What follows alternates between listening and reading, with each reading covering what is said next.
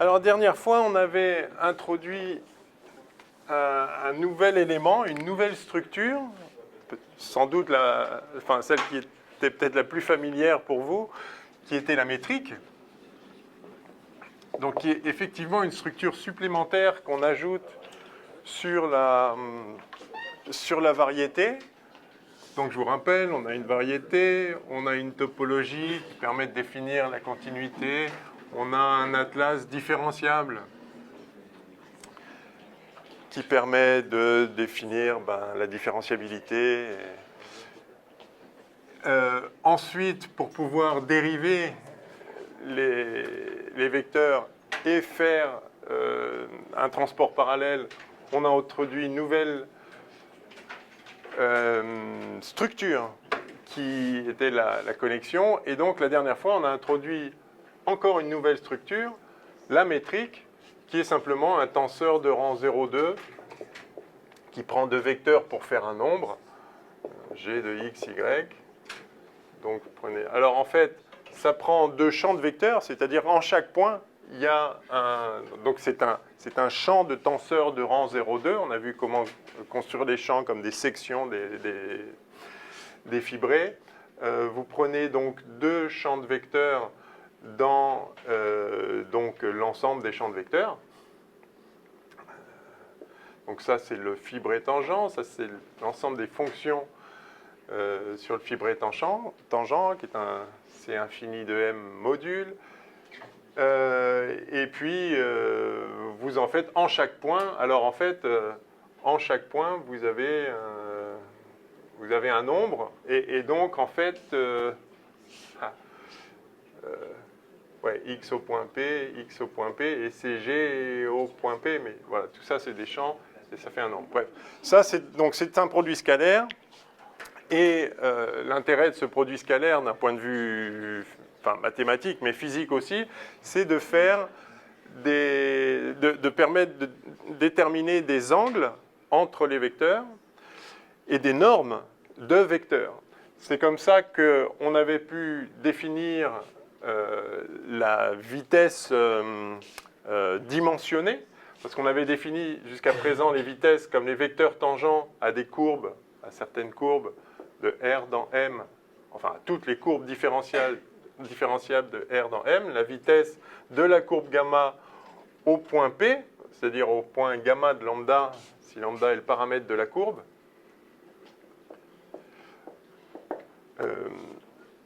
Cette vitesse est définie, comme vous savez, par son action sur les fonctions C infini de la variété comme la dérivée directionnelle, mais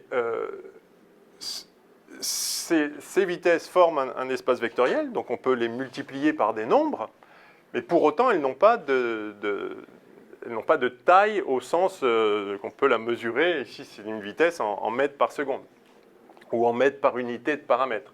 Pour ça, justement, on a besoin de la métrique, et on peut à ce moment-là fabriquer un nombre qui est la norme du vecteur en question. Et donc, on peut maintenant donner... Enfin, si on ajoute à la variété une structure qui est la métrique, on peut définir la norme des vecteurs vitesse. Ayant la norme des vecteurs vitesse, on peut calculer les longueurs des courbes. Donc, sur la variété, vous avez une courbe.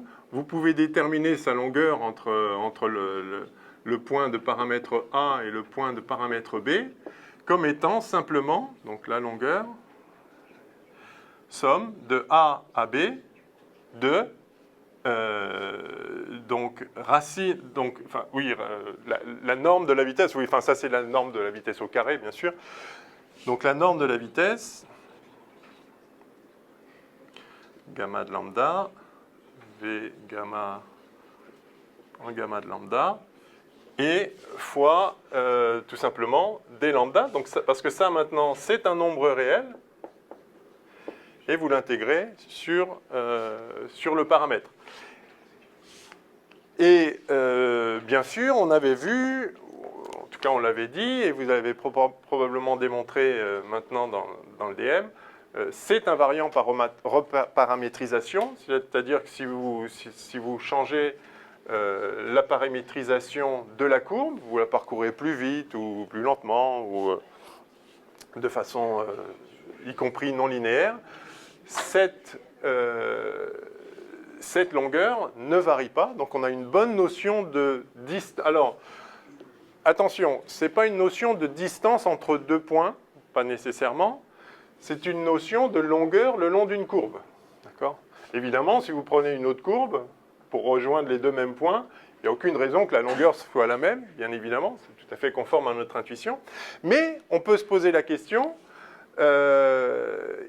existe-t-il une courbe de longueur minimale ou maximale, ou extrémale en fait. Et c'est comme ça qu'on avait donc introduit la notion très importante de géodésique qui définit la courbe entre deux points donnés qui a une longueur extrémale. Et donc simplement en appliquant, en disant delta L égale 0, quand on fait une variation, L est une fonctionnelle, hein, on est d'accord, c'est une fonctionnelle, c'est une fonction de la courbe qui elle-même est une fonction de R dans la variété. Quand on varie la longueur par rapport à gamma, hein, c'est-à-dire qu'on fait des petits gamma, enfin, ou des gamma représentés dans la carte X, il y a autant de dimensions que autant de fonctions évidemment que de dimensions la variété. Donc quand on varie la longueur par rapport à la courbe, donc on fait des petits déplacements de la courbe, différenciables comme il faut, on obtient l'équation géodésique. Et ce qu'on avait vu qui est vraiment très important, c'est que cette équation géodésique est très exactement la même que l'équation d'une droite qu'on avait. Donc l'équation géodésique est tirée de la structure G. Donc G donne une géodésique parce qu'il y a juste besoin de G pour définir la longueur d'une courbe et donc la longueur extrémale, etc. Donc G donne une notion de géodésique et par ailleurs, la connexion donne une notion de droite. Vous vous rappelez, une droite est une courbe, gamma, dont le vecteur vitesse ne varie pas quand on se déplace le long de la courbe. Donc, la dérivée covariante du vecteur vitesse le long de lui-même est égale à 0. Et ce qu'on avait vu, donc oui, c'est que l'équation géodésique est très exactement la même que l'équation d'une droite, à condition de choisir une connexion particulière, qui est la connexion de Levi-Civita.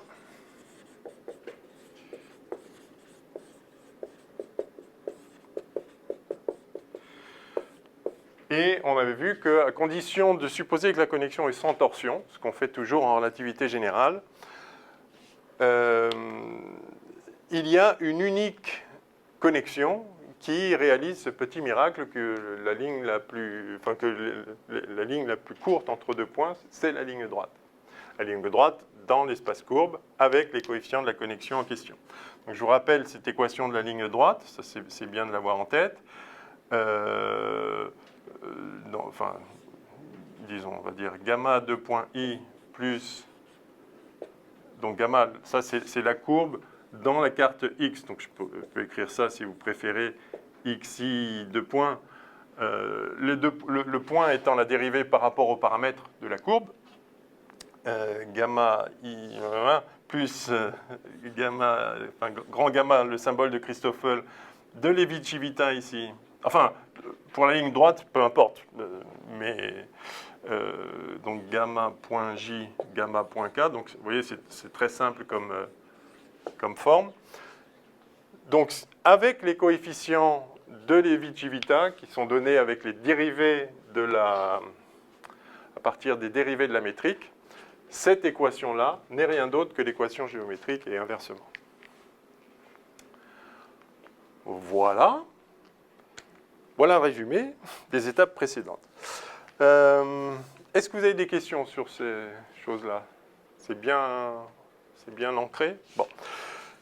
Très bien. Alors, donc ça veut dire que quand on se donne une variété, qu'on se donne une structure topologique, qu'on se donne un atlas, donc une structure différentielle, si jamais on se donne ça, en fait, on peut déduire ça de ça. Donc se donner une métrique, c'est plus fort que se donner une connexion. On pourrait se les donner de façon indépendante, mais évidemment, ce qu'on fait en relativité générale, c'est qu'on adopte toujours la connexion de Levi-Civita. Donc on se donne une métrique et la connexion est fixée par le choix de la métrique. OK. Alors, on va commencer un nouveau chapitre. Enfin, on va parler de l'espace-temps, parce que pour l'instant, on a parlé des métriques, des variétés de façon un peu abstraite, de façon générale. Alors, j'ai déjà mentionné la question de la signature de la métrique à plusieurs reprises, je ne sais plus exactement à quelle occasion. On s'est placé dans le cas d'une variété riemannienne la dernière fois quand on a défini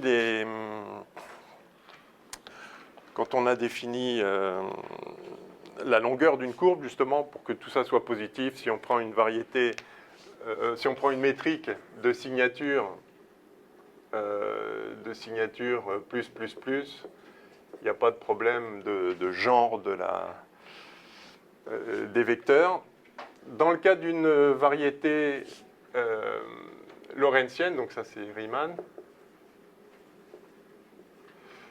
dans le cas d'une variété lorentzienne, qui est le cas de l'espace-temps, on a un signe différent pour le temps. Alors on peut prendre cette convention ou l'autre, je prends celle-là, enfin, l'autre étant plus, moins, moins, moins. Et dans une variété comme ça, on peut avoir des vecteurs qui ont une norme nulle, bien qu'ils ne soient pas nuls. Bon, c'est comme ça. Ce n'est pas un problème, en fait. Donc on appelle ça une pseudo-norme en réalité, mais ça ne pose pas particulièrement de difficultés. En vertu d'une chose, qui est que... on va y revenir un peu plus après.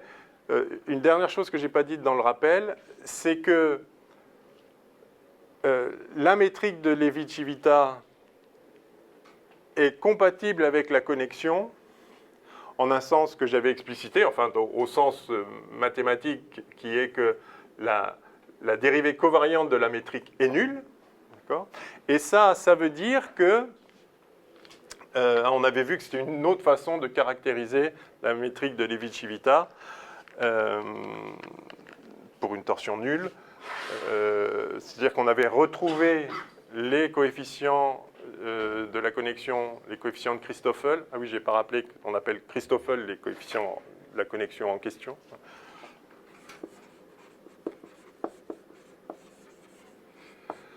Les gamma qui s'expriment de la façon qu'on a dite en fonction des dérivées de la métrique.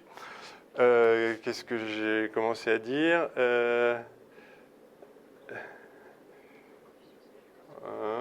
oui, la compatibilité ici fait que si vous transportez parallèlement des vecteurs le long d'une courbe, donc vous prenez deux vecteurs au même point, vous pouvez en faire le produit scalaire et vous pouvez les transporter parallèlement le long de la courbe avec la connexion.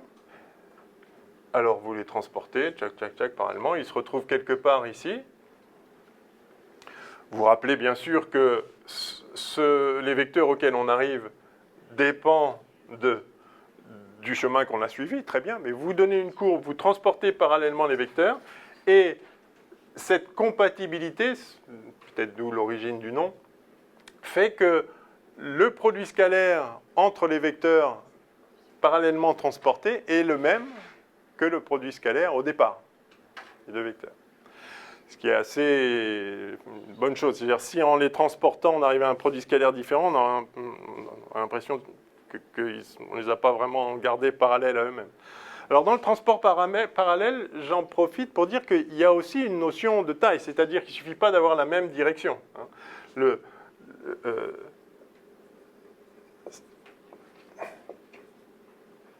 ça doit être égal à 0. Vous pourriez garder la même direction, mais pas la même taille.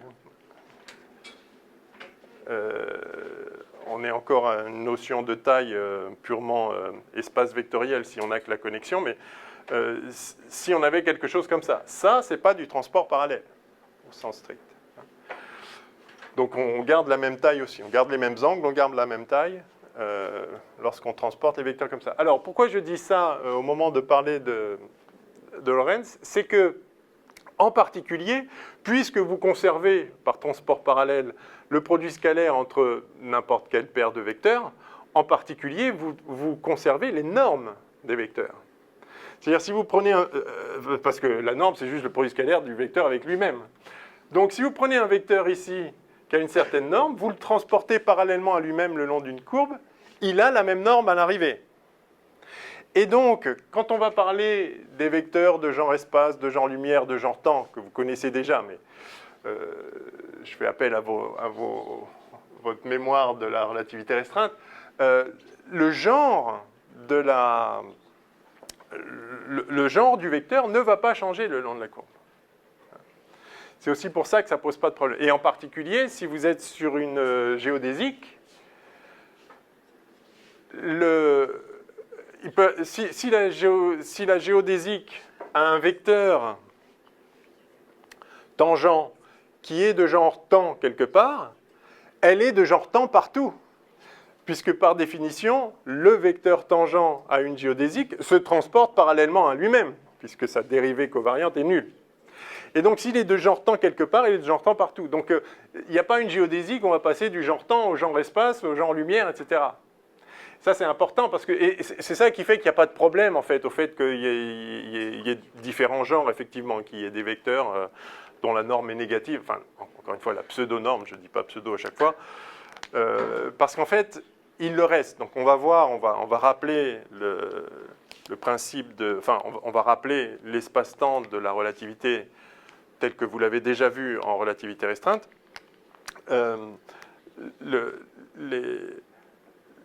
Les trajectoires, par exemple, la trajectoire d'une particule massive, on va voir, c'est une courbe de genre temps, trajectoire dans l'espace-temps, j'entends. Et donc, elle est de genre temps tout du long. Donc, il n'y a pas de problème. Si on calcule sa longueur, le fait qu'il y ait un signe moins, on s'était restreint à une variété riemannienne quand on a introduit la notion de longueur, pour ne pas s'embêter avec quand on met sous la racine, si c'est négatif, il faut mettre un signe moins devant, ce qui est 3 fois rien. Mais il n'y a pas de problème en pratique, parce que si on est de genre temps, on est de genre temps, et on le reste. D'accord ? Justement, les particules ne sortent pas du cône de lumière. Je ne sais pas si ces mots vous parlent, je pense que oui. Voilà. Les particules ne sortent pas du cône de lumière, c'est-à-dire que leur ligne d'univers, elle n'est pas à un moment de genre espace, puis de genre temps, etc. Donc c'est pour ça qu'en fait, en pratique, il n'y a pas de problème. Bon, voilà, cette fois, le rappel est fait. Alors, chapitre 7, je crois.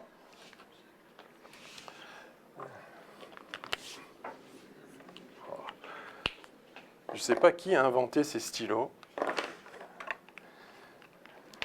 mais ça me dépasse. Alors, chapitre 7, l'espace-temps de la relativité, tout simplement.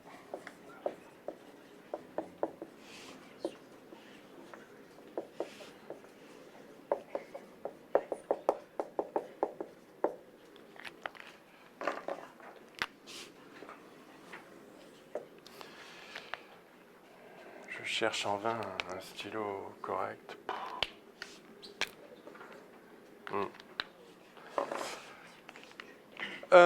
Alors, qu'est-ce que je voulais dire? Oui, donc tout d'abord, sa structure. Bon, bah, justement, c'est une variété différentielle avec une métrique et la connexion de Levi-Civita associée. Et en plus de ça, il y a une direction temporelle qui est fixée par un champ de vecteurs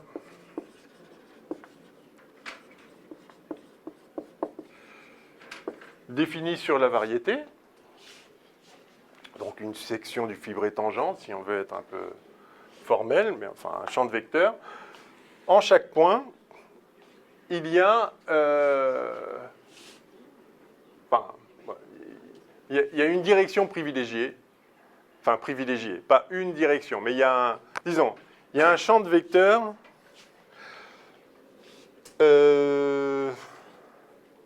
J'y reviens après, j'ai oublié de dire une chose ici, bien sûr. La métrique est lorentzienne. Et comme je le disais, on va prendre la convention de signature moins plus plus plus. Et cette métrique lorentzienne, en fait, donne vraiment sa structure particulière à l'espace-temps avec ce qu'on appelle donc les cônes de lumière en chaque point.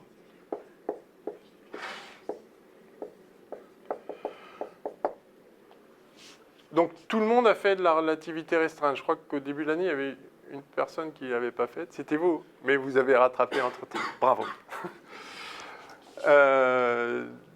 Donc il y a des cônes de lumière. Qu'est-ce que le cône de lumière? C'est à partir d'un point, en chaque point, c'est l'ensemble des vecteurs en ce point, tels que, enfin des vecteurs V en ce point, tels que la métrique G de VV, enfin la norme du vecteur est égale à 0.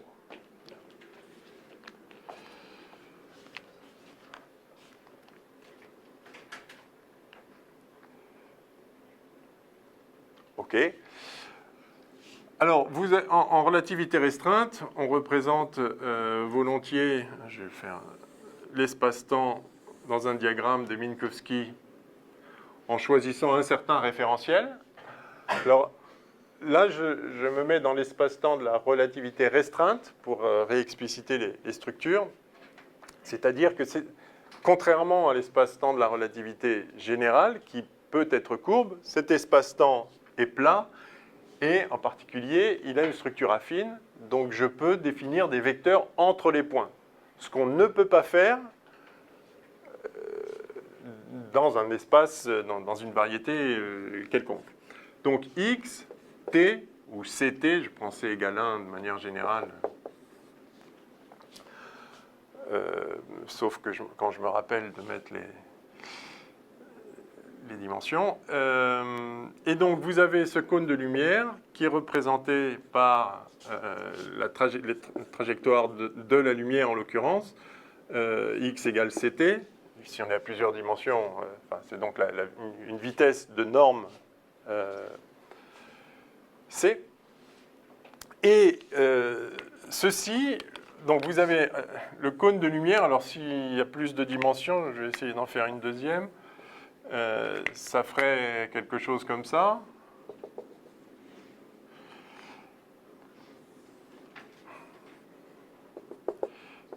Et donc, en chaque point, vous avez un cône de lumière qui délimite une région future, une région passée,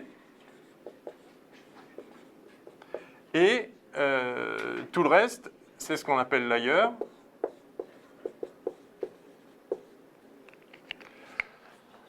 Et si vous reliez deux points de l'espace-temps, donc vous prenez le point que vous avez singularisé, en chaque point il y a la même structure bien sûr, hein, l'espace de la relativité restreinte, l'espace de Minkowski est homogène, isotrope, enfin homogène dans toutes les dimensions, invariant par translation dans toutes les dimensions, y compris le temps bien sûr.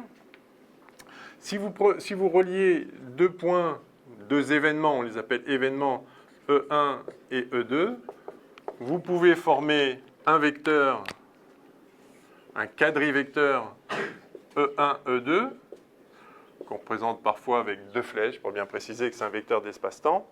Et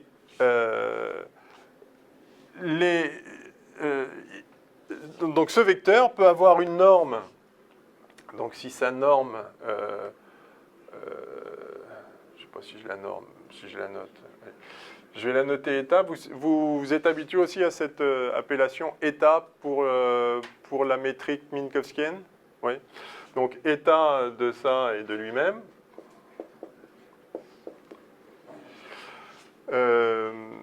Si elle est... Alors, avec notre convention, si elle est négative, on appelle ça de genre temps. Si elle est nulle, on appelle ça de genre lumière. Et si elle est positive, on appelle ça de genre espace. Bien.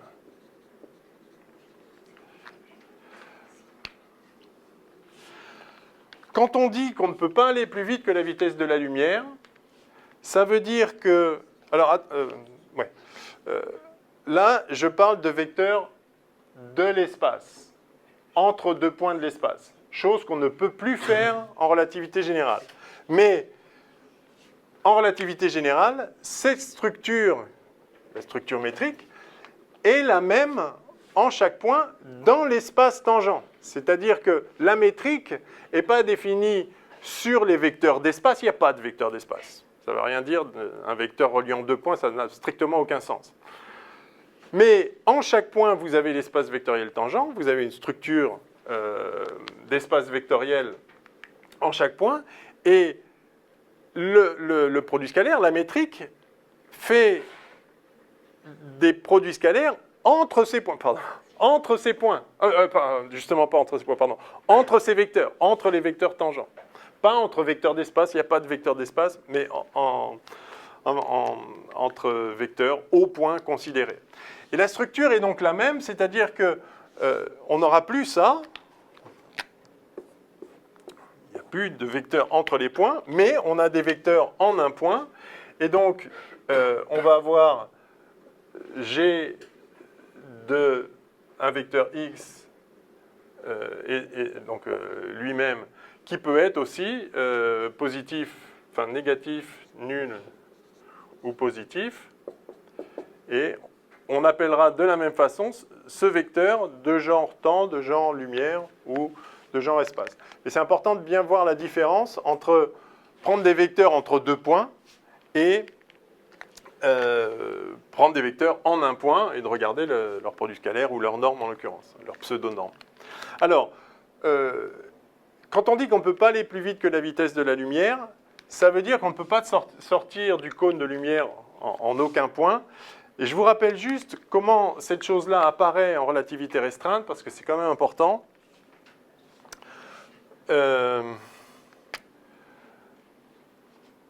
Avec la métrique donc, de Minkowski, si vous choisissez des coordonnées cartésiennes pour l'espace, enfin des coordonnées minkowskiennes qui rendent manifestes les symétries de cet espace-temps, vous pouvez écrire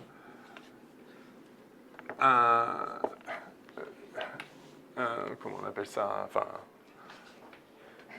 un élément, enfin, une taille élémentaire d'un petit vecteur de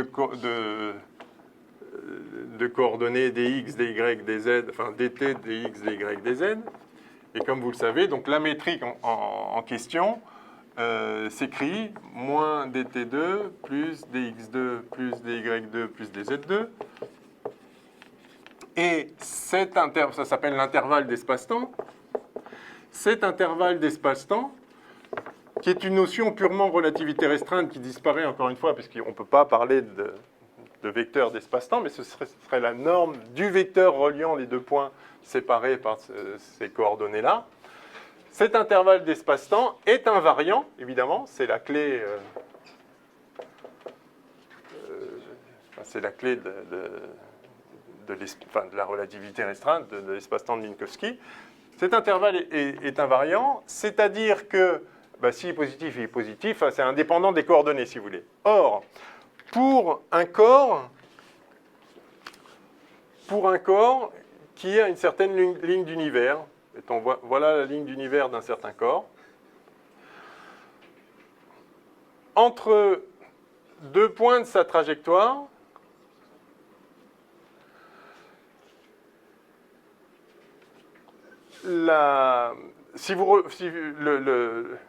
le vecteur qui relie deux points de sa trajectoire, je peux parler de vecteur entre deux points parce que je suis dans l'espace plat de Minkowski, ce vecteur-là est toujours de genre temps. Je devrais mettre un C ici, pardon. Est toujours de genre temps parce que le long de la trajectoire de la particule, évidemment, il n'y a que le temps qui s'écoule. Donc, dans les, on va prendre des particules en ligne droite dans l'espace-temps, c'est un référentiel galiléen si on veut. Pour aller de là à là, la particule va tout droit dans l'espace-temps, elle est à vitesse constante. Cette vitesse ne peut pas être plus grande que la vitesse de la lumière. Pourquoi? Parce que entre deux points de sa trajectoire, le corps, dans son référentiel, dans ses coordonnées, on va l'appeler propre, P, avec un indice P, le ds entre les deux points, il vaut ce qu'il vaut, et il s'exprime comme ça dans les coordonnées quelconques qu'on a choisies là. Il s'exprime dans les coordonnées du corps, comme ça, enfin dans les coordonnées du référentiel dont on parle, exactement, plus dzp carré. Sauf que, justement, dans le référentiel du corps, ça, c'est 0, ça, c'est 0, ça, c'est 0. Par conséquent, dans son référentiel, le ds carré, il est forcément négatif ici. Enfin, il serait positif si on avait pris la convention inverse, mais dans notre convention, il est forcément négatif. S'il est négatif de façon évidente dans son référentiel, parce que dans son référentiel, il s'est juste dépassé dans le temps, alors il l'est dans tous les référentiels, puisque c'est un invariant. Par conséquent, quel que soit le référentiel par rapport auquel vous regardez la vitesse, c'est-à-dire vous faites, ça c'est dr2, vous regardez dr2 sur dt2, ce qui est sûr, c'est que le ds va être négatif, donc le dr2 ici va être plus petit que le c2 dt2. Sinon, ça deviendrait positif. Or, c'est invariant. Donc forcément, dr2 est plus petit que c2 dt2, et donc dr sur dt est plus petit que c. Voilà pourquoi, on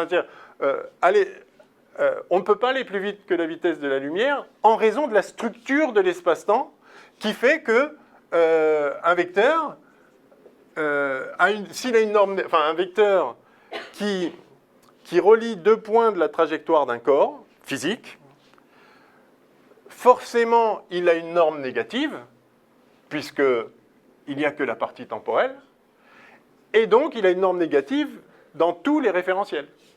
Et donc, dans tous les référentiels, sa vitesse est plus petite que c. Si la vitesse était plus grande que c, vous voyez qu'on aurait la partie spatiale, si vous voulez, qui serait plus grande que la partie temporelle, et le ds carré serait positif. Mais justement, non, il est négatif, il est quel que soit le référentiel. Vous aviez une question? Ouais.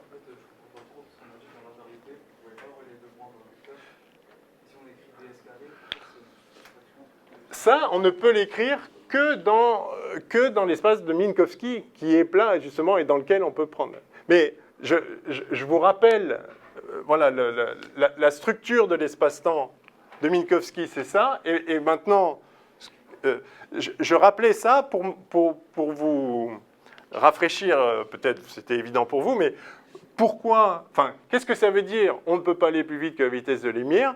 Ça veut dire un corps ne peut pas relier deux points qui seraient séparés par un intervalle de genre espace.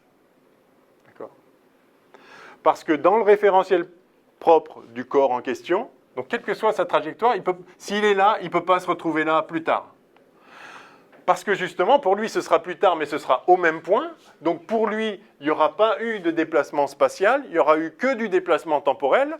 Et donc, l'intégrale, enfin la longueur de la courbe, ce sera l'intégrale de tous les petits déplacements individuels, et ce sera l'intégrale de nombres qui sont tous négatifs. Donc ce sera un nombre négatif.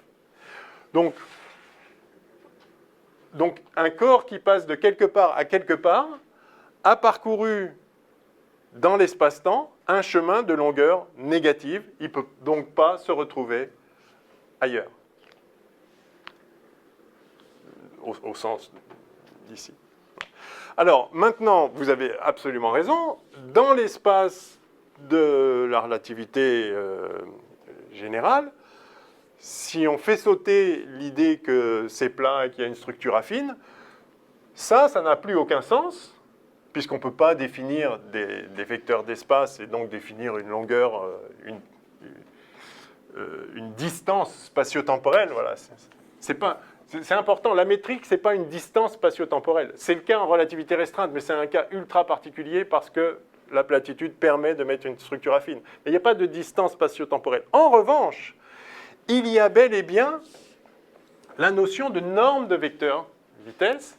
Et quand on dit que l'espace-temps a une structure lorentzienne, et que donc la métrique est lorentzienne, avec la signature voilà, la même qu'ici, la même que dans l'espace-temps de Minkowski, on dit que dans l'espace vectoriel tangent, la métrique qui permet de faire des produits scalaires entre vecteurs en un point, et pas entre des points, ce qui n'a pas de sens, elle obéit aux mêmes propriétés, c'est-à-dire l'existence de ce moins et de ces plus montre qu'il y a effectivement des vecteurs dont la norme est négative, des vecteurs dont la norme est nulle, des vecteurs dont la norme est positive. Et ce qui est vrai entre points dans l'espace-temps de Minkowski est vrai localement sur les vecteurs, et effectivement, le vecteur tangent à la trajectoire d'une particule massive est forcément à l'intérieur du cône de lumière, le cône de lumière étant dessiné par commodité dans l'espace, mais c'est une structure dans l'espace vectoriel tangent. D'accord ? C'est une structure qui ces points-là, j'essaie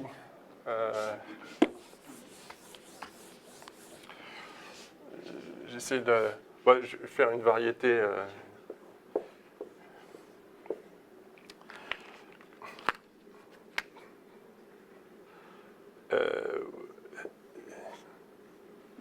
Si on essaye de représenter intuitivement donc l'espace vectoriel tangent comme vraiment le plan tangent à la variété,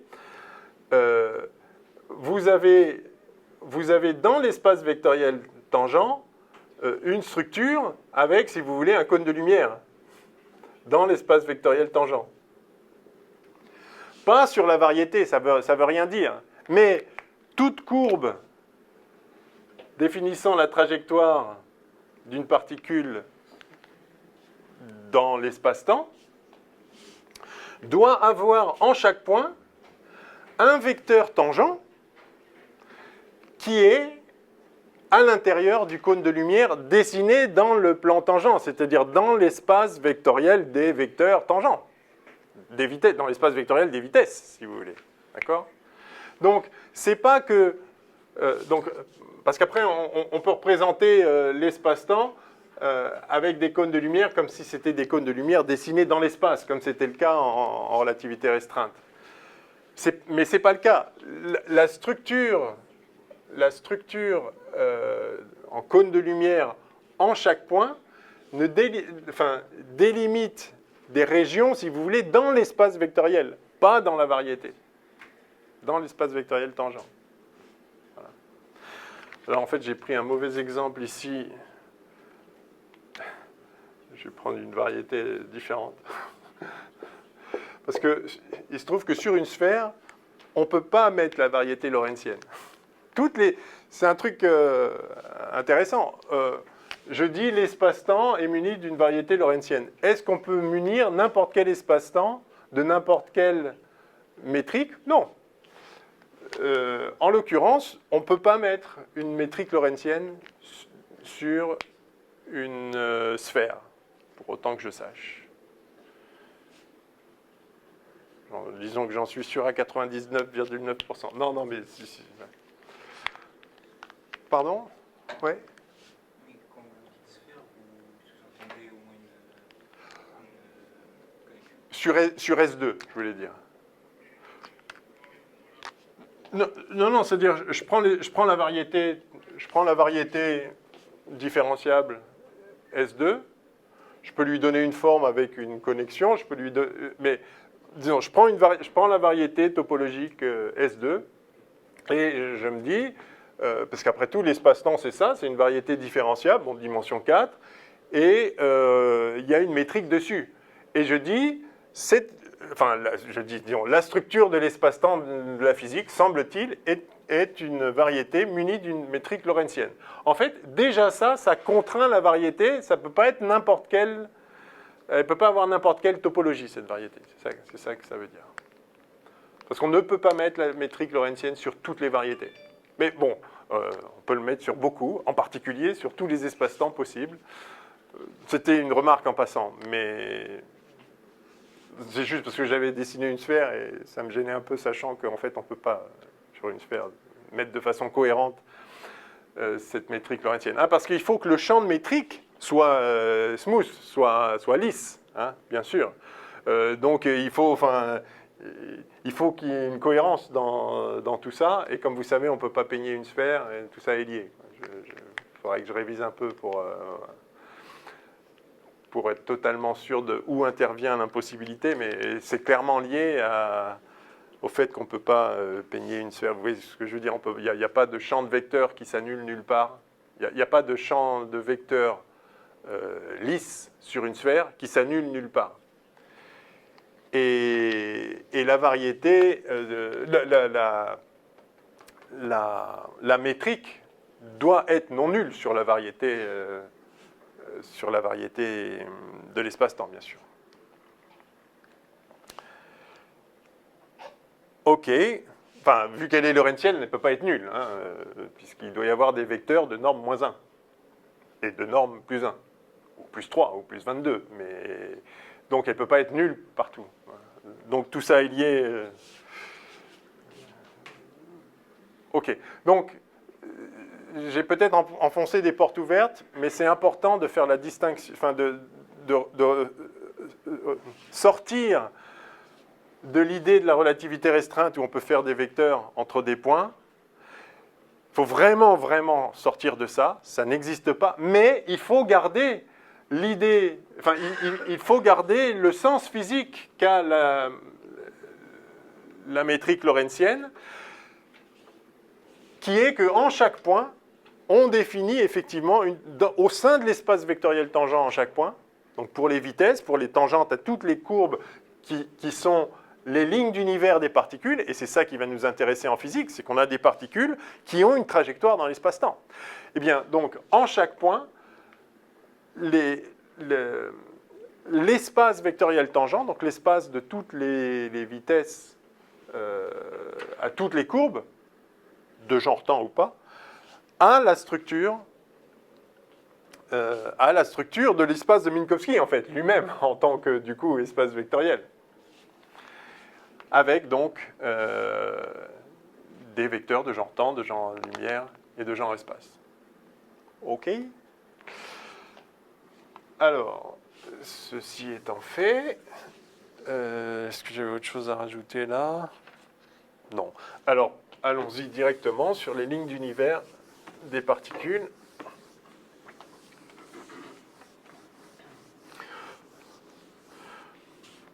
Alors, deuxièmement,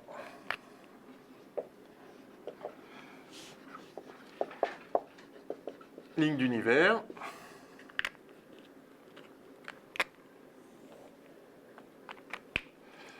Donc, par définition, c'est la trajectoire des particules dans l'espace-temps.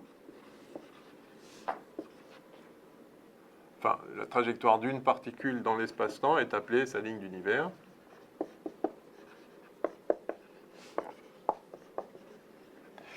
Et pour une particule massive, la ligne d'univers est toujours de genre temps. Donc, puisque pour elle-même, la particule ne se déplace que dans le temps. J'en ai vraiment marre de ces stylos, c'est pas possible. Hein.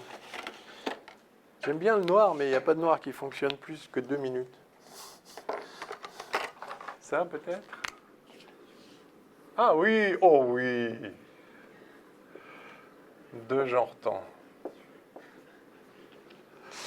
Voilà. Alors, donc, c'est-à-dire... Alors, qu'est-ce que ça veut dire, justement? Explicitons-le.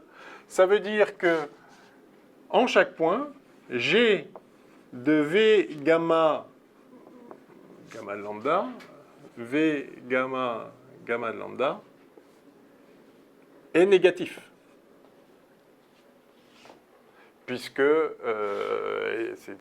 Alors, c'est négatif et c'est dirigé vers le futur. Ah oui, c'est ça que j'ai oublié dans le paragraphe d'avant, c'est pas grave, j'ai noté la fonction t. Et donc, par ailleurs, G de V gamma de lambda et le champ de vecteur, enfin, la valeur au point considéré, donc au point P, enfin, au point gamma de lambda, en fait, du champ de vecteur dont j'ai parlé qui donne l'orientation temporelle, doit aussi être négatif. Donc, en chaque point, alors je représente ces cônes de lumière dans l'espace, mais j'espère que vous avez bien compris que c'était un abus, puisque ces cônes de lumière sont en fait définis dans l'espace tangent. Mais je représente l'espace vectoriel tangent comme ça, je suggère quelque part. Alors les cônes de lumière peuvent avoir... donc là, je suis doublement abusif, mais il faut bien faire des dessins. Je suis dans une carte et je représente dans la carte les vecteurs en un point comme des vecteurs. Pour faire un vecteur, je suis bien obligé de le faire dans l'espace qui est disponible. Donc, je représente comme un vecteur d'espace ce qui est un vecteur en un point. Mais, donc, en chaque point, vous avez... j'efface ça. Vous avez les cônes de lumière.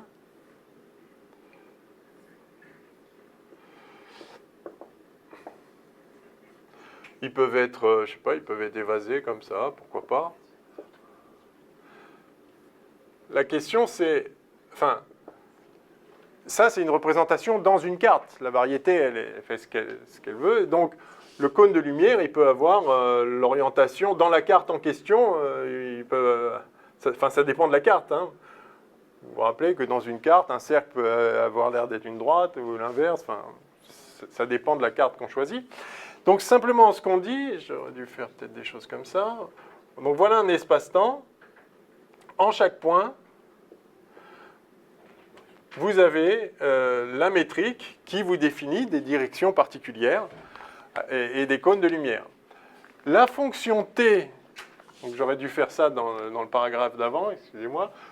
La fonction t sélectionne en chaque point. Donc c'est un champ, pardon, j'ai dit fonction, je ne sais plus. Je voulais dire un champ de vecteurs. Un champ de vecteurs, je peux l'appeler champ de vecteurs orientation temporelle.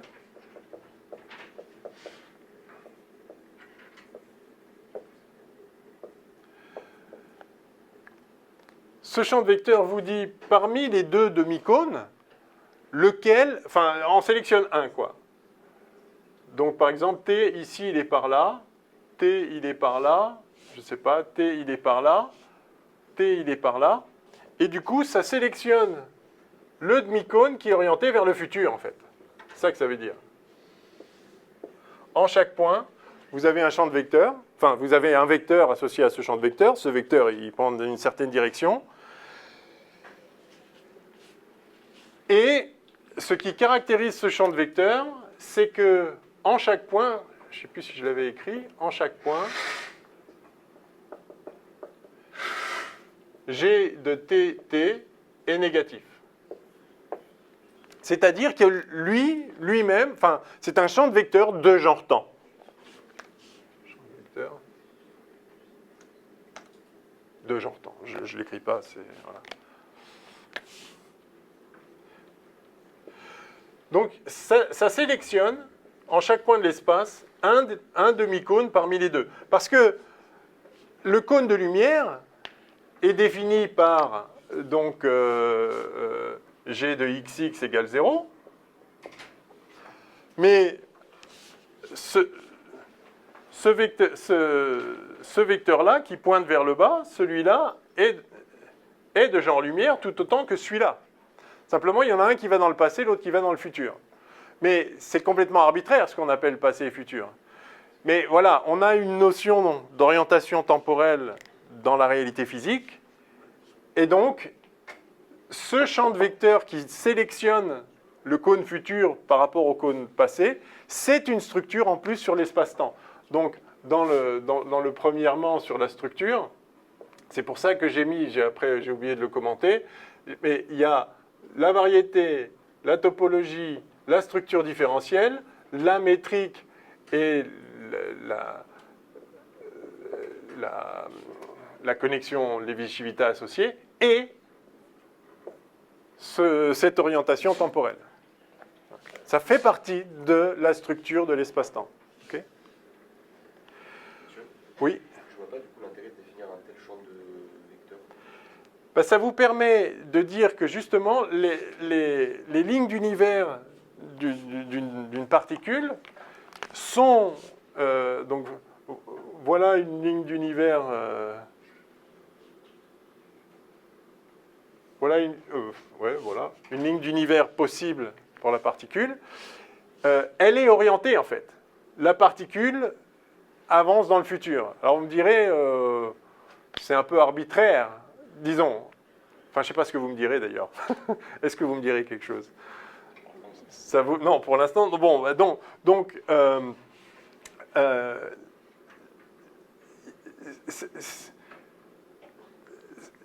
le vecteur vitesse de la particule dans l'espace-temps, paramétré par n'importe quel paramètre, par exemple son temps propre. On va parler du temps propre après.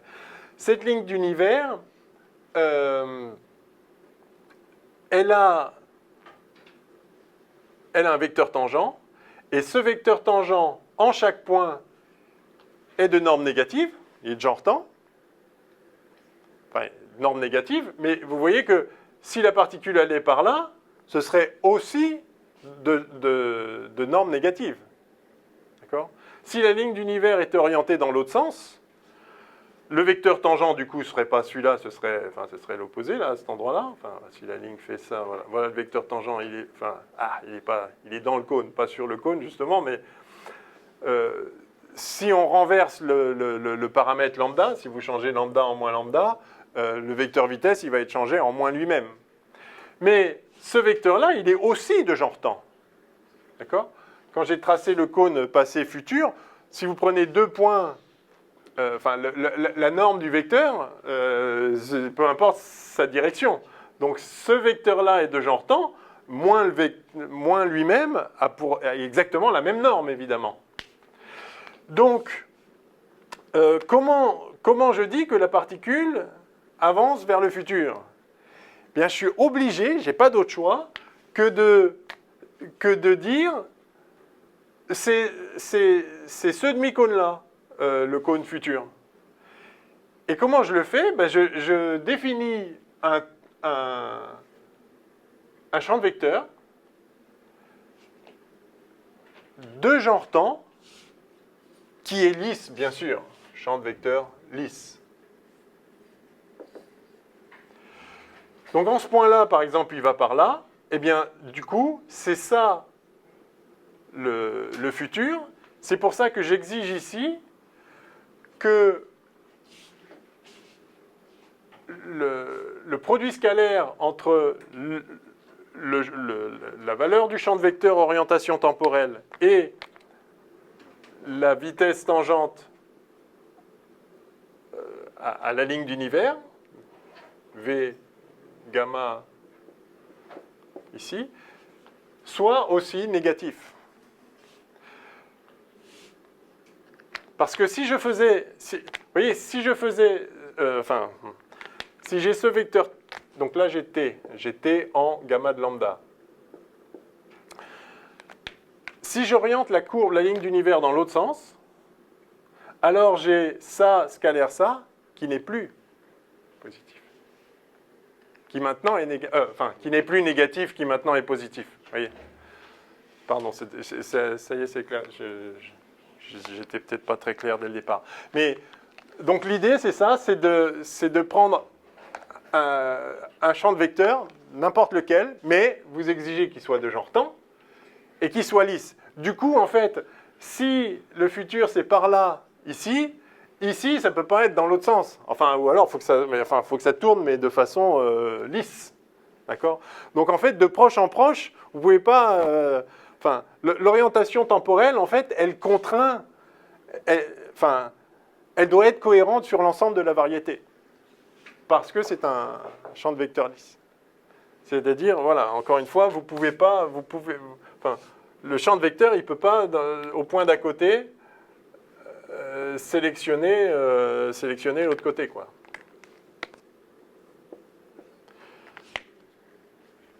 Ou alors, il faudrait vraiment qu'il se retourne là de façon lisse dans un espace très court. Donc, voilà. OK?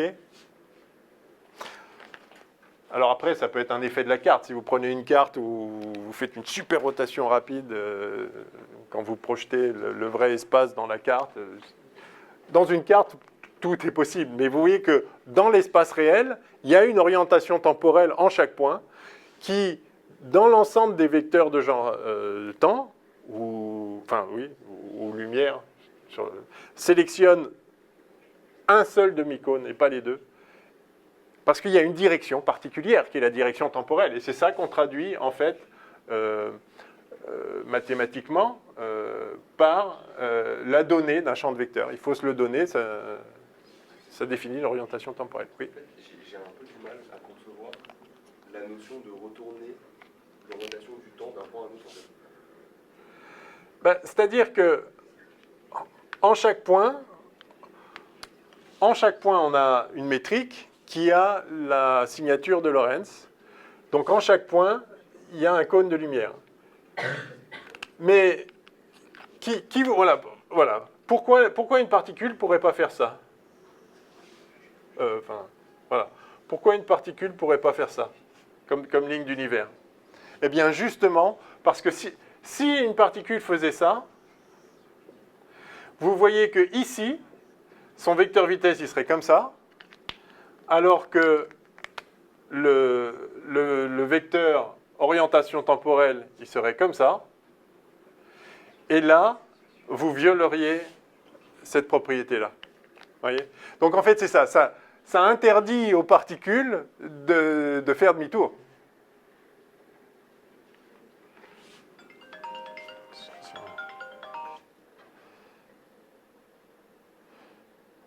Juste une seconde.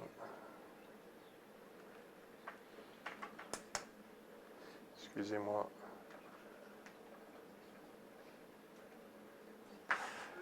Yes. OK. En tout cas, voilà, il y a une orientation temporelle. Et donc, les lignes d'univers d'une particule massive est de genre temps et va toujours vers le futur. C'est ça que ça dit, tout simplement. Mais pour pouvoir dire ça va vers le futur, il faut que j'ai défini une notion de futur. Et donc, il faut que j'ai quelque part une orientation temporelle sous-jacente. OK? Donc ça, c'est pour une particule massive. Pour une particule de masse nulle, vous savez qu'en relativité, c'est possible, à commencer par les photons. Alors évidemment, le problème, c'est que le photon, en fait, c'est une particule au sens quantique. Donc voilà. Mais classiquement, on peut considérer une particule de masse nulle. Why not? Et à ce moment-là, la ligne d'univers des particules de masse nulle est toujours de genre lumière.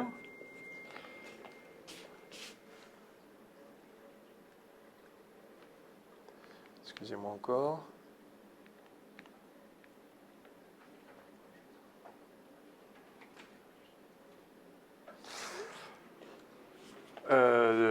Donc de genre lumière. C'est-à-dire que j'ai de V gamma de lambda, V pareil, égale 0. Mais par ailleurs, ça va quand même vers le futur. Les photons, ils vont vers le futur. Donc on a toujours ça aussi. T. négatif. OK? Mais Oui. du coup, c'est-à-dire que le tenseur T Que? est toujours à l'intérieur du cône. Dans le cas Oui, oui, parce que c'est un... je ne l'avais pas écrit. Il est de genre temps. Ah bah si, c'est là. Voilà, c'est ça. En chaque point, voilà. En chaque point, GTT égale 0. Oui. Même pour une particule qui se déplace. Non, ça c'est indépendant des particules. D'accord, ça c'est... Il y a une fonction, enfin il y a une orientation temporelle. Alors, il y en a plein qui fonctionnent, qui fonctionneraient. Elle n'est pas définie de façon unique, mais de toute façon, on ne s'en sert que pour préciser la direction dans laquelle les lignes d'univers sont parcourues. Il n'y a rien de plus que ça.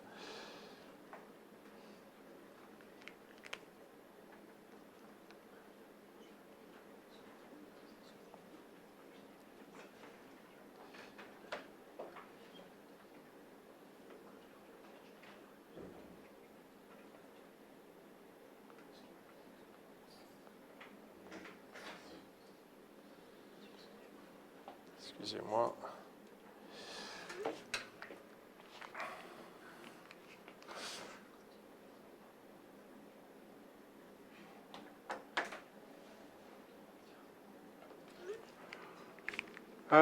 OK. Alors, ça c'est fait. Alors ensuite, il y a une notion importante qui est la notion d'observateur. C'est bon.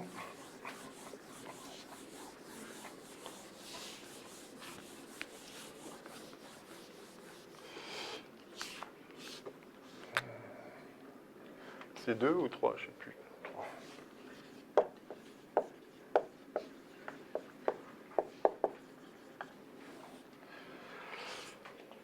Oui, pardon. Est-ce que la condition G de V Vega, ça implique que les cônes s'imbriquent bien entre eux? Ça implique que... Les cônes s'imbriquent bien entre eux. Enfin, je veux dire, quelles conditions, pardon? G de TT négative? Non, V. Non, ça veut dire que un photon va toujours être sur le bord du cône, d'accord, en chaque point. Donc, je vais refaire un dessin comme ça. Un cône ici.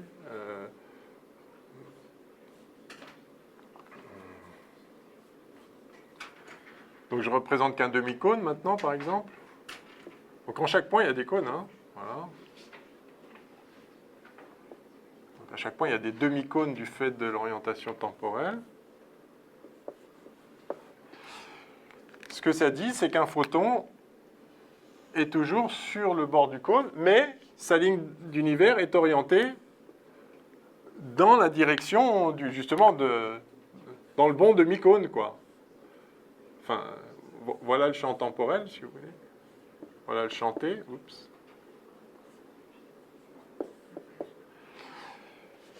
Et il ne remonte pas le temps, quoi. C'est juste ça, en fait.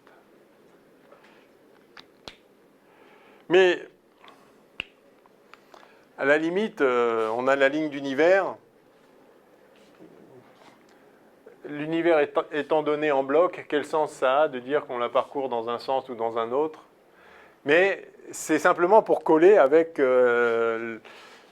la perception du temps qui passe, tout simplement. C'est un effet conscientiel, c'est un effet de mémoire. On se rappelle il y a un truc qui s'appelle la mémoire. On a l'impression que on a déjà été avant, et on s'en rappelle, et on devine qu'on saura après, mais on s'en rappelle pas.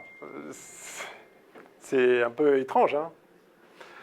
Dans la physique, le problème est qu'il n'y a pas de temps, il n'y a pas d'instant en fait. C'est-à-dire tous les instants se valent.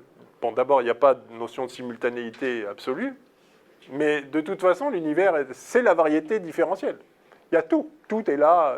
Il n'y a pas l'univers maintenant, puis plus tard, puis après, avec un futur qui n'existerait pas encore. Non, et un passé qui n'existerait plus. Non, on a la variété, et voilà. Ouais. J'ai vraiment un problème avec la notion de cône futur enfin, futur, c'est au sens de l'écoulement du temps ou... Ouais. Ça veut dire quoi? Je ne sais pas, la physique ne sait pas. Simplement, on constate, c'est un fait expérimental, conscientiel, si on veut, qu'il y a une direction temporelle. Et donc, on en rend compte comme ça. C'est-à-dire, justement, qu'est-ce que c'est je ne sais pas ce que c'est que le temps. Et je ne crois pas que quiconque sache. Ou si quelqu'un sait, et si je suis en mesure de comprendre, j'aimerais bien. Mais je ne sais pas. Peut-être quelqu'un sait, je suis incapable de comprendre, mais à ma connaissance, il n'y a pas d'explication ou de même de... Enfin, si, il y a une formalisation. La formalisation, c'est ça, voilà, il y a une direction. Bon, on en choisit une. Mais je ne sais pas ce que c'est que le temps. Excusez-moi, un truc urgent là en cours. Ok, c'est bon. On attend du matériel qui vient du Japon et on a des soucis de frais de douane. Bref. Donc, j'essaie de gérer ça en parallèle. Ok. Qu'est-ce que... Oui, observateur. Oui, ça a répondu à votre question, là, je ne sais plus... Non, pas vraiment. Ok. Ok, bon. On voit après, effectivement. Alors, donc, qu'est-ce qu'un observateur? Eh bien, un observateur, c'est une ligne d'univers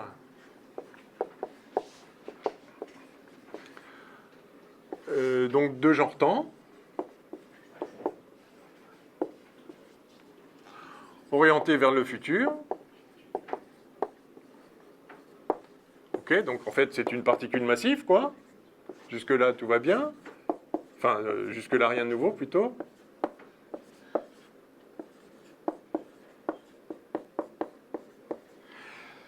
Et muni d'un repère, muni d'une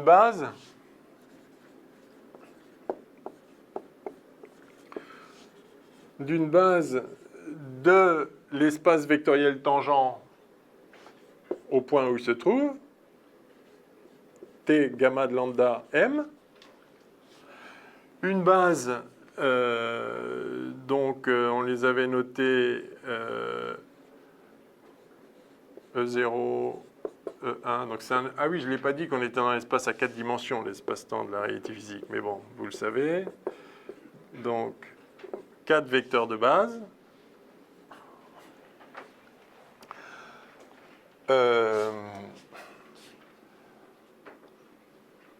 Où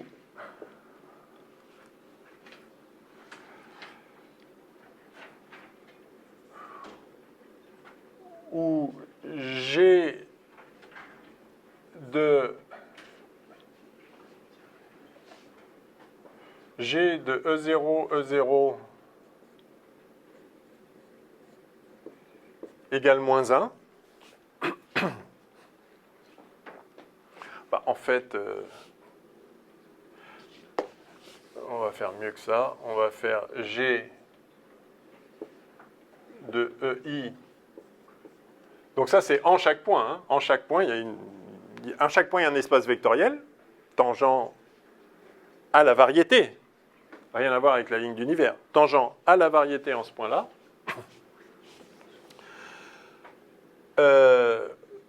Tel que G de EI, EJ au point considéré, soit état mu, soit la matrice moins 1, 1, 1, 1.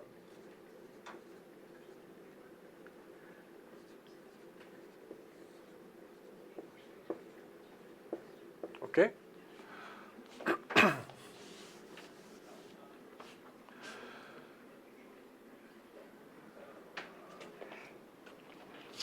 Et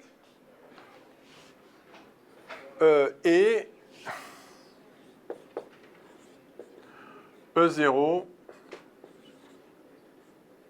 égale V. Donc E0 de lambda égale V gamma de lambda. C'est-à-dire que un observateur, ce n'est pas juste une ligne d'univers, Donc, voilà un observateur, là, en noir. Une ligne d'univers orientée, enfin, donc, toujours de genre temps. C'est vraiment une ligne d'univers d'une particule massive. L'observateur est une particule massive. Donc, en chaque point, son vecteur vitesse, il ne peut pas sortir du cône de lumière.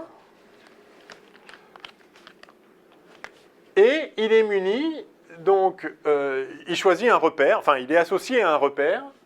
Alors, la direction le premier vecteur dans la direction temporelle, celui qui est de norme négative, enfin, on choisit un vecteur de norme négative qui se trouve être justement la vitesse, et la courbe peut être paramétrée de telle sorte que sa norme soit justement moins 1. D'accord ? Ou moins c carré, si vous voulez, si on fait si on remet.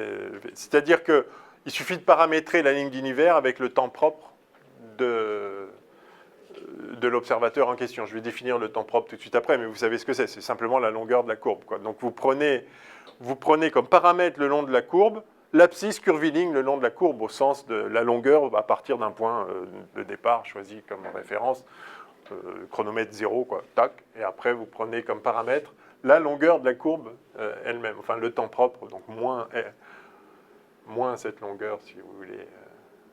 Bref. Oui, et donc, le premier vecteur est la vitesse elle-même, paramétrée de telle sorte que ce soit normalisé, très bien. Et ensuite, dans l'espace orthogonal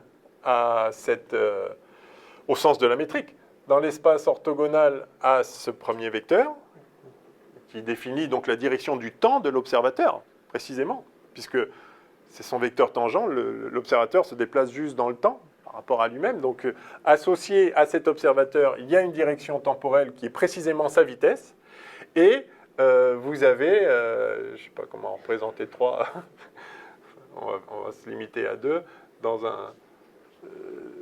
vous avez une base de l'espace, et localement, après vous pouvez faire des changements de base si vous voulez, mais l'observateur est défini par non seulement sa ligne d'univers, mais quelle est quelle est son orientation. Parce que par exemple, vous pouvez parcourir une certaine ligne d'univers tout en tournant. D'accord ? À ce moment-là, c'est un autre observateur, c'est-à-dire localement, ça va définir un autre référentiel. Et donc, je sais pas, le moment cinétique d'un certain objet ne va pas être le même si vous êtes un observateur en train de tourner ou pas de tourner. Donc, un observateur donné, ce n'est pas juste sa trajectoire dans l'espace-temps, mais c'est sa trajectoire et une base fixée à lui, quoi, enfin, qui dépend de lui. Et si cette base tourne, elle tourne. Si elle ne tourne pas, elle ne tourne pas. Mais qu'est-ce que ça veut dire tourner ? C'est toujours par rapport à quelque chose. Donc, en fait, un observateur, c'est la donnée d'une ligne d'univers de genre temps orienté vers le futur, et j'allais dire d'un trièdre, non, d'un quadrièdre de vecteurs qui forment une base de l'espace vectoriel tangent en chaque point. OK ? Très bien. Et alors, la durée, ce qu'on appelle, donc, peut-être quatrièmement,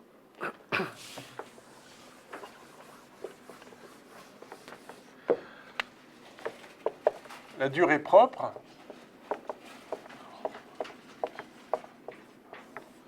donc cet observateur mesure des durées, donc mesurées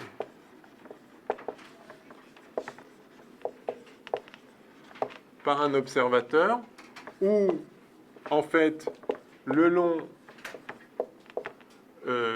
d'une ligne d'univers, par une horloge, c'est simplement mesuré entre deux événements, entre deux points de la ligne d'univers.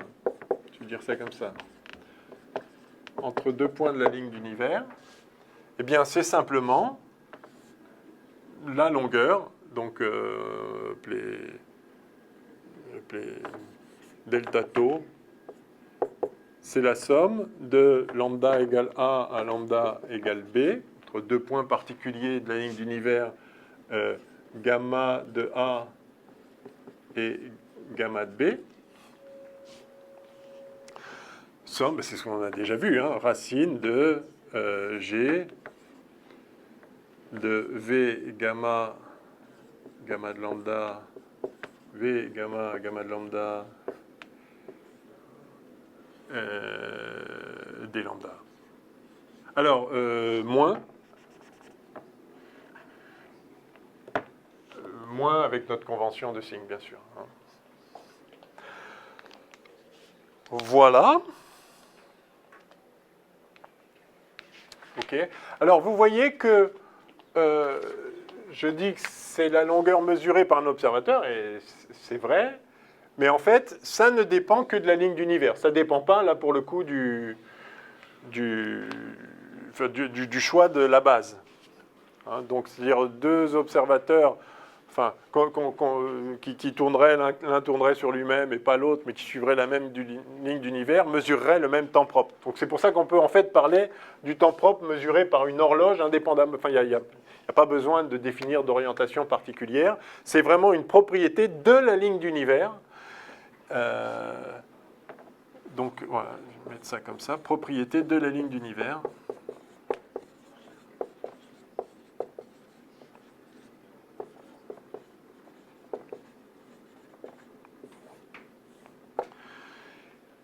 Et en particulier, ça veut dire qu'il n'y a aucun sens à se poser la question, quel est l'intervalle de temps entre deux événements donnés, si on ne précise pas quelle est la trajectoire suivie. Et ça, c'est le fameux paradoxe des jumeaux que vous avez rencontré en relativité restreinte. Dans la variété espace-temps, je peux avoir un point A et un point B. Quel est l'intervalle de temps entre les deux? Ça n'a pas le moindre sens. Je peux vous dire, si je relie le point A et le point B par ce chemin-là, alors je peux vous dire quel est l'intervalle de temps mesuré par l'horloge qui emprunte cette ligne d'univers. C'est quoi? Eh bien, c'est ça. L'intervalle de temps mesuré par l'horloge qui emprunte cette ligne d'univers.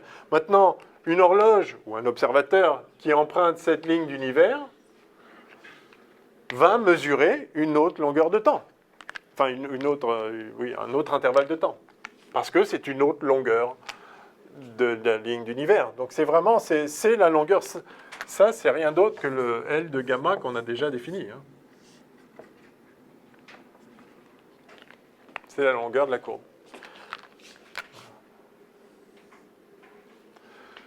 OK. Donc entre deux événements donnés, deux lignes d'univers les joignant vont mesurer des durées différentes. Bon, très bien. Donc deux jumeaux qui se séparent et qui se retrouvent après avoir fait des chemins différents ont évidemment pas vécu le même temps. Mais c'est vrai pour nous tous. Hein. C'est-à-dire que, j'allais dire la semaine prochaine, on va se retrouver là. Non, pas la semaine prochaine, mais disons, on était là la semaine dernière, tous ensemble ici. On a tous eu des chemins différents dans l'espace-temps. On n'a pas vécu, entre la semaine dernière, voilà, quand on s'est séparés, et là maintenant, on n'a pas vécu le même temps. Parce qu'on a eu des chemins différents dans l'espace-temps. Alors on a eu des chemins quasiment identiques dans l'espace-temps, en réalité, parce qu'on n'est pas allé très loin. Vous vous rappelez qu'il y a le facteur C qui est caché là derrière. Donc en gros, on a vécu quasiment le même temps. Mais en vrai, non, bien sûr que non. D'accord ? OK, il va falloir que je fasse une pause de toute façon, donc c'est bien, on va faire une pause. Alors, mais peut-être pas tout de suite là. Je finis encore. Ouais, si je vais peut-être... je vais dire une chose en plus, mais je ne suis pas sûr qu'on en ait énormément besoin. Donc, je ne vais pas le faire maintenant. OK, donc on va faire une pause, et après la pause, on se posera la question, OK, très bien, on a défini l'espace-temps avec sa structure, m, θ, a, gamma, hein. On a défini des lignes d'univers, tout ça en termes d'une métrique. Tout ce qu'on a dit, là, les longueurs mesurées, tout a été défini en termes d'une métrique, et la question c'est, d'accord, mais c'est quoi la métrique? Enfin, c'est quelle métrique? Puisqu'on peut, ok, elle est lorentzienne, d'accord. Mais il y a une infinité gigantesque et continue de métriques possibles, et la réponse à qu'est-ce que c'est la métrique de l'espace-temps est donnée par les équations d'Einstein, justement. Ok, on fait une petite pause, et on se rejoint après avoir vécu chacun un intervalle de temps différent. Mais pas trop différent quand même. D'accord? Genre un quart d'heure. Ok.